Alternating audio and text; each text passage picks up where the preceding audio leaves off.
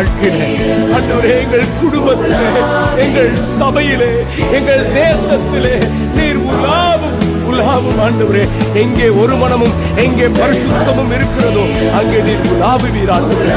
எங்களை பரிசுத்தப்படுத்தும் உலாவுகிற ஒரு பரிசுத்த ஆலயமாக எங்களை மாற்றும் ஆண்டவரே. ஹல்லேலூயா. ஓ ஜீசஸ், எங்களோடு வாசம் செய்யும், எங்கள் மத்தியில் உலாவிடும், எங்களோடு வாசம் செய்யும். ஹல்லேலூயா. எங்கள் மத்தியில உலாவி உம்முடைய